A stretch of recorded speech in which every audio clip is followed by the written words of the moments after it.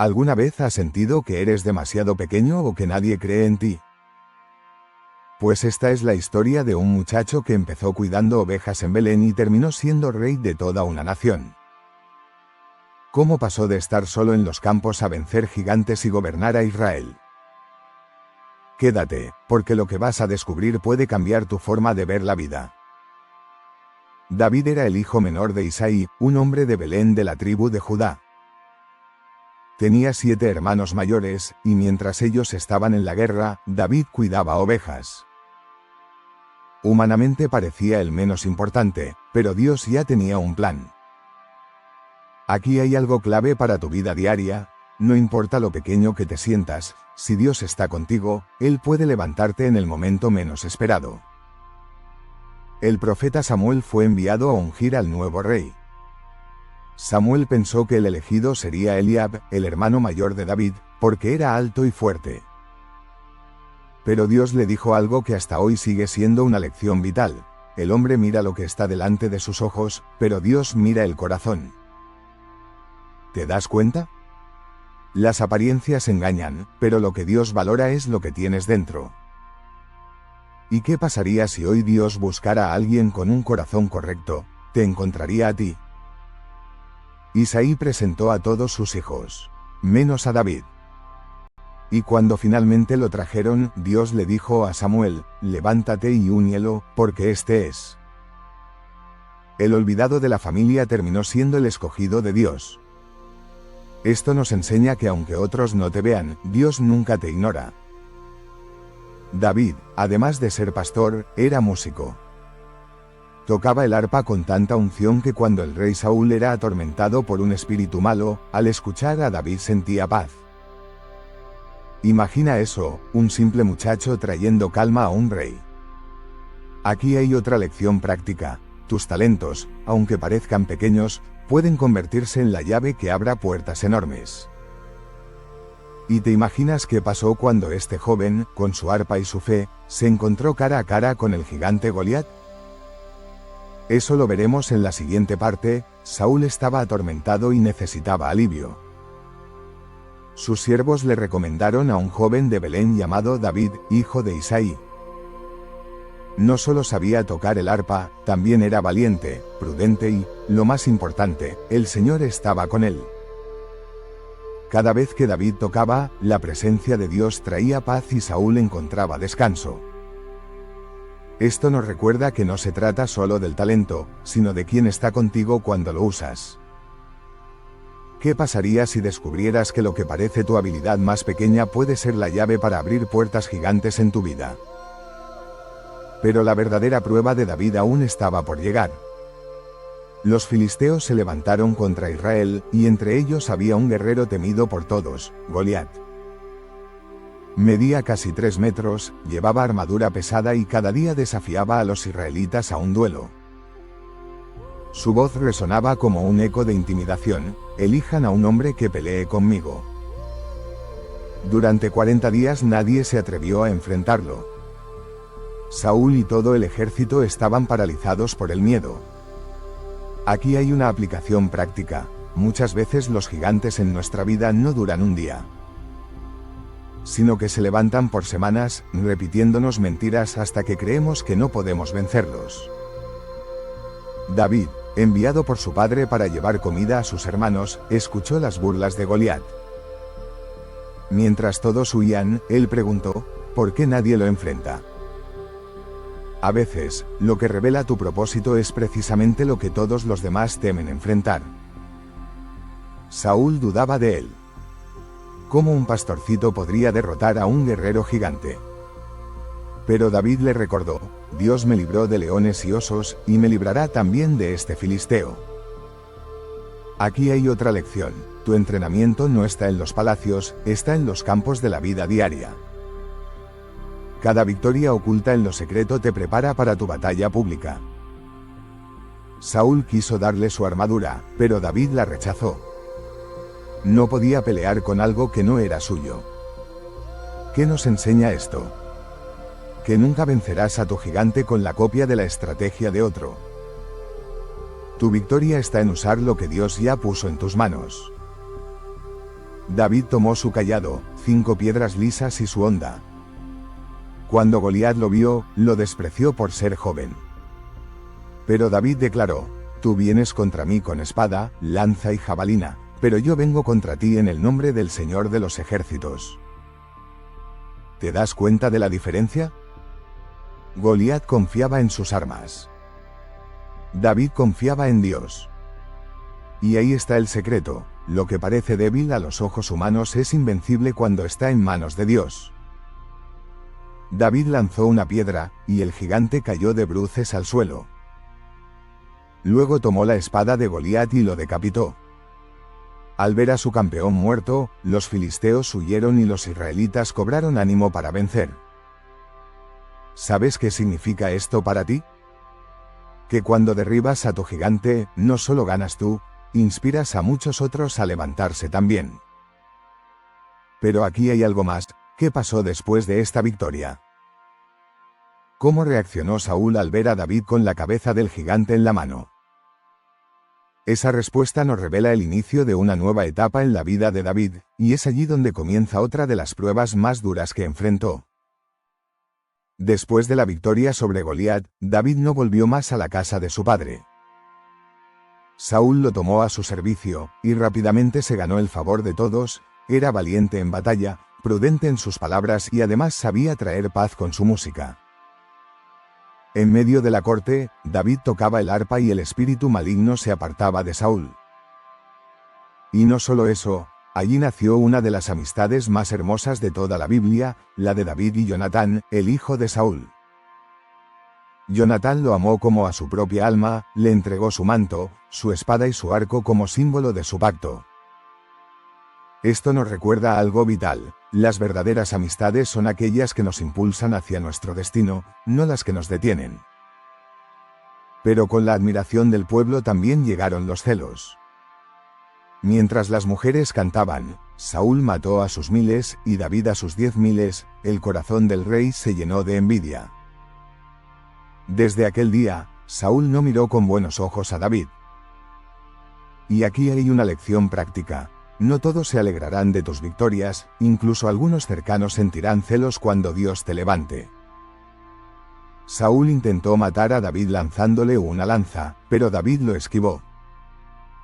Aún así, Saúl lo atrapó con intrigas, ofreciéndole a su hija Mical como esposa, esperando que muriera en la dote que pidió. Pero David, con la ayuda de Dios, venció el doble de lo que le exigían y se casó con ella. Mical lo amaba, pero Saúl cada vez más temía perder su trono.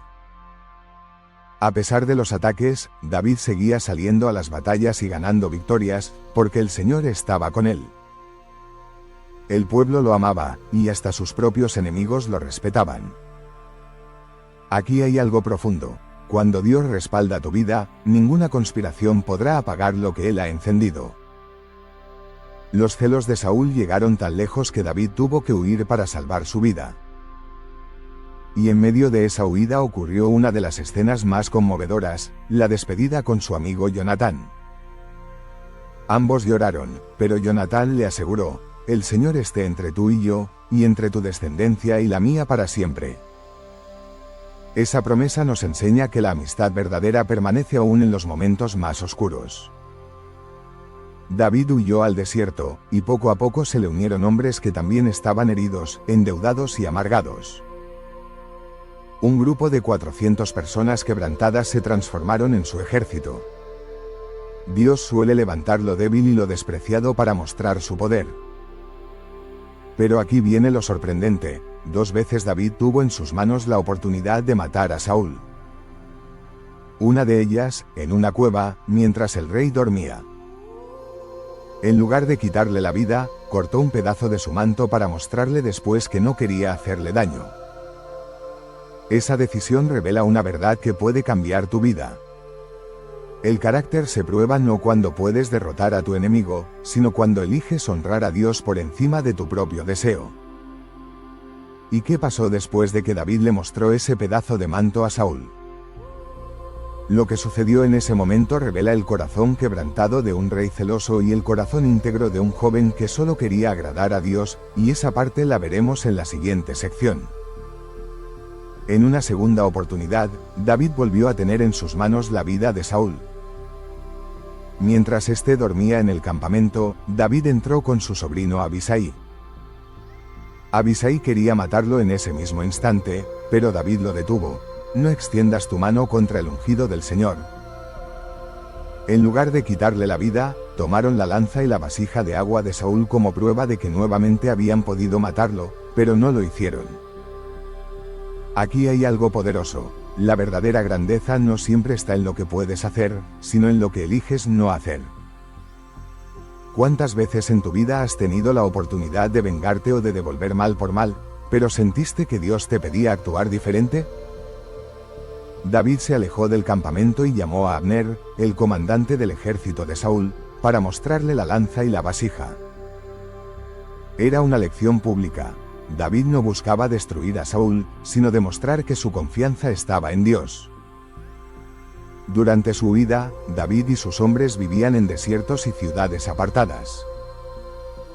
Saúl lo buscaba todos los días, pero la Biblia dice, Dios no lo entregó en sus manos.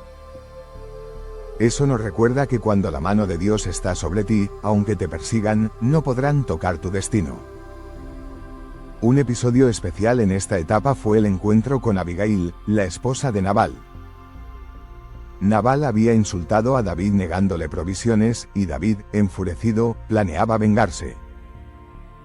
Pero Abigail, con sabiduría y humildad, lo detuvo, ofreciéndole alimentos y palabras de paz.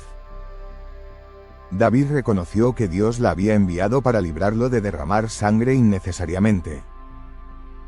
Esta escena nos enseña que escuchar el consejo correcto en el momento justo puede salvarnos de decisiones que arruinarían nuestro futuro.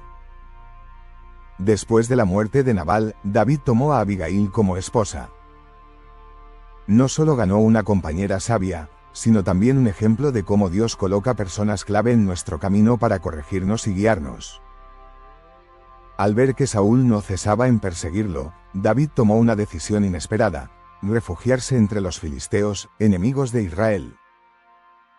Fue al rey Aquis de Gat, y sorprendentemente, éste le concedió la ciudad de Siclag para vivir con sus hombres y familias.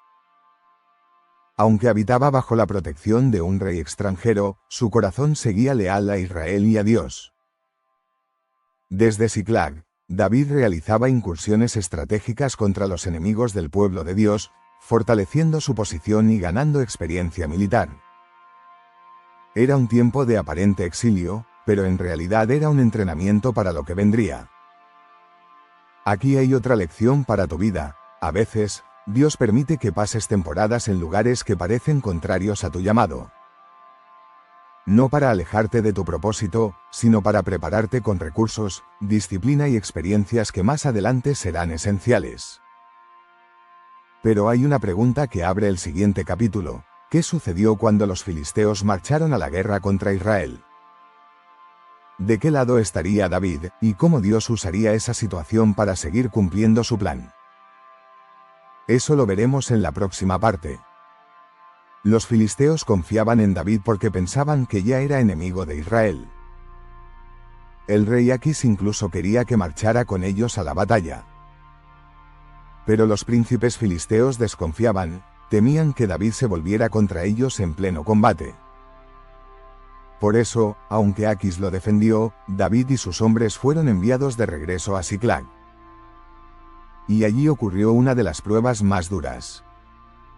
Cuando llegaron, encontraron la ciudad saqueada y quemada por los amalecitas. Sus esposas e hijos habían sido llevados cautivos. Imagínate el dolor de aquellos hombres, lo habían perdido todo. Incluso pensaron en apedrear a David.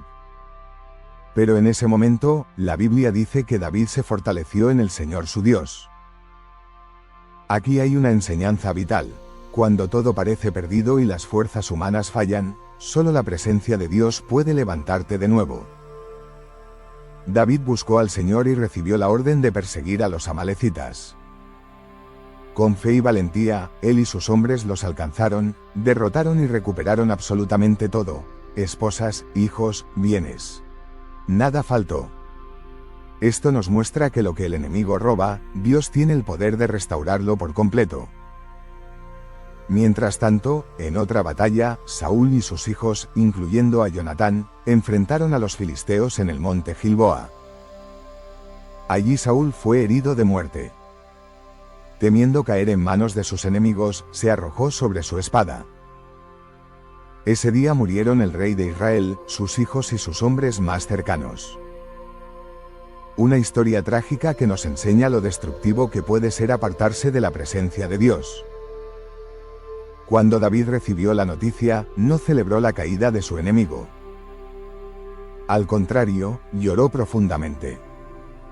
Rasgó sus vestiduras, ayunó con sus hombres y compuso un lamento conocido como el Cántico del Arco. Allí dijo: ¿Cómo han caído los valientes? Angustia tengo por ti, hermano mío Jonatán, más maravilloso me fue tu amor que el amor de las mujeres. Este detalle nos revela el corazón sensible de David, un hombre capaz de honrar incluso a quienes lo persiguieron. Después de la muerte de Saúl, David consultó al Señor: ¿subiré a alguna de las ciudades de Judá? Y Dios le respondió: sube a Hebrón. Allí fue ungido rey sobre Judá. Sin embargo, el hijo de Saúl, Is-Boset, fue proclamado rey sobre Israel, lo que provocó una larga guerra entre las dos casas. Con el tiempo, Abner, el comandante del ejército de Saúl, cambió su lealtad a David, aunque fue asesinado por Joab. Más adelante, el propio Is-Boset fue traicionado y asesinado por sus capitanes. Poco a poco, la casa de Saúl se fue debilitando, mientras que David se fortalecía, porque el Señor estaba con él. Finalmente, los ancianos de Israel fueron a Hebrón y ungieron a David como rey sobre todo Israel. Lo que había comenzado con un joven pastor en Belén, despreciado y olvidado, ahora se convertía en el cumplimiento del plan de Dios. David era rey de toda la nación. Y aquí surge una pregunta para la siguiente etapa: ¿cómo gobernó David cuando tuvo en sus manos todo el poder? ¿Qué decisiones marcaron su reinado y qué errores pusieron a prueba su corazón? Esa es la historia que viene a continuación. Todas las tribus de Israel se reunieron en Hebrón para reconocer oficialmente a David como rey. Le dijeron: nosotros somos hueso tuyo y carne tuya. Tú fuiste quien sacabas y traías a Israel, y el Señor ha dicho: tú apacentarás a mi pueblo y serás príncipe sobre Israel. Así, David fue ungido rey sobre toda la nación, y comenzó un reinado unificado que duraría 40 años. Tenía apenas 30 años cuando empezó a reinar. Reinó 7 años y medio sobre Judá en Hebrón, y 33 años en Jerusalén, sobre todo Israel. Desde el inicio, su liderazgo se caracterizó por una visión clara: conquistar Jerusalén y convertirla en la capital. Tomó la fortaleza de Sión y la llamó la ciudad de David. Aquí hay algo clave. Lo que otros ven como imposible, con fe y perseverancia, puede convertirse en el lugar donde Dios establece tu destino. David también tomó una decisión espiritual crucial: traer el arca del pacto a Jerusalén. No quería solo una capital política, sino una capital espiritual donde la presencia de Dios estuviera en el centro de la nación. Con gran júbilo, sacrificios y danzas, llevó el arca acompañada por todo el pueblo. David danzaba con toda su fuerza delante del Señor, recordándonos que la verdadera adoración no se hace con dignidad humana, sino con un corazón rendido. Durante su reinado, Israel se fortaleció militarmente. David derrotó a filisteos, moabitas, sirios, edomitas y más, extendiendo el dominio de Israel. Pero el secreto de su éxito estaba en esta frase que se repite una y otra vez: el Señor dio la victoria a David por donde quiera que iba. La clave no era su espada, era la presencia de Dios. En medio de estas victorias, Dios le dio una promesa eterna.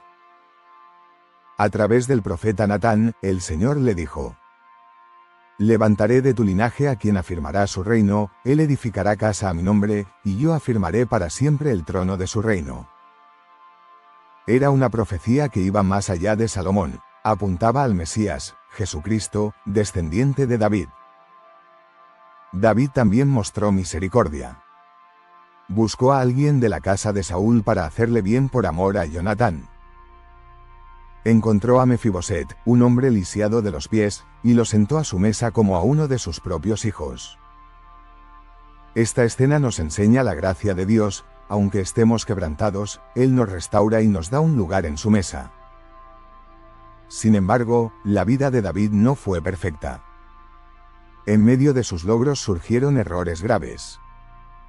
Uno de los más notorios fue su relación con Betsabé. Desde la terraza de su palacio, David la vio bañándose. Aunque sabía que era esposa de Urías, uno de sus soldados más leales, la mandó traer. De esa relación surgió un embarazo, y en lugar de confesar, intentó encubrir su falta. Aquí aparece otra enseñanza práctica. Los grandes gigantes no siempre llevan espada ni armadura, a veces se esconden en las tentaciones del corazón. La verdadera batalla muchas veces no está afuera, sino adentro. Pero la pregunta es, ¿cómo reaccionó Dios ante el pecado de David? ¿Y qué consecuencias trajo esta decisión a su vida y a su familia? Esa es la historia que veremos en la siguiente parte. David intentó encubrir su pecado con Betsabé. Mandó llamar a Urías, su esposo, esperando que pasara la noche con ella y así disimular la paternidad del niño. Pero Urías mostró una lealtad inquebrantable. Mientras sus compañeros estaban en batalla, se negó a ir a su casa. Frente a ese fracaso, David tomó una decisión aún más oscura. Envió a Urías al frente de la guerra con una carta que ordenaba dejarlo expuesto en lo más peligroso del combate. Urías murió, y después de un corto luto, David tomó a Betsabé como esposa. A los ojos de los hombres parecía que todo estaba resuelto, pero a los ojos de Dios era un acto malvado. El profeta Natán lo confrontó con firmeza. Yo te ungí, yo te libré, yo te di. ¿Por qué despreciaste mi palabra haciendo lo malo delante de mí? Aquí hay una lección clave. Lo que escondemos de los hombres siempre está desnudo delante de Dios. El pecado de David trajo consecuencias dolorosas: la muerte de su hijo recién nacido, conflictos familiares y la rebelión de su propio hijo Absalón. Absalón se proclamó rey, y David tuvo que huir de Jerusalén. Aunque finalmente recuperó el trono, su corazón fue quebrantado por la muerte de aquel hijo. Esto nos recuerda que las decisiones equivocadas no solo nos hieren a nosotros, también afectan a quienes amamos. En sus últimos años, David cometió otro error. Ordenó un censo en Israel para medir la fuerza de su ejército. Pero Dios no se agradó de ese acto de orgullo. Como castigo, se le presentaron 3 opciones: años de hambre, meses de derrota o 3 días de peste. David escogió la peste, confiando en la misericordia de Dios. 70.000 hombres murieron, hasta que el Señor detuvo la plaga. En medio del dolor, David clamó: caigamos en manos del Señor, porque sus misericordias son muchas. Aquí hay otra enseñanza práctica. Aún en el juicio, Dios es más misericordioso que los hombres. Aunque David deseaba construir un templo para el Señor, Dios le dijo que no lo haría, porque había derramado mucha sangre en sus guerras. Esa tarea sería para su hijo Salomón. Sin embargo, David no se quedó de brazos cruzados. Preparó materiales, recursos y organización para que su hijo pudiera cumplir esa misión. Esto nos enseña que a veces nuestra parte no es terminar la obra, sino preparar el camino para la próxima generación. Antes de morir, David aseguró la sucesión nombrando a Salomón como rey y le dio un consejo eterno: esfuérzate y sé hombre. Guarda los preceptos del Señor tu Dios, andando en sus caminos y observando sus mandamientos, para que prosperes en todo lo que hagas. Finalmente, David murió a edad avanzada, después de reinar 40 años sobre Israel. Fue sepultado en la ciudad de David, y Salomón se sentó en su trono, afirmando el reino con firmeza.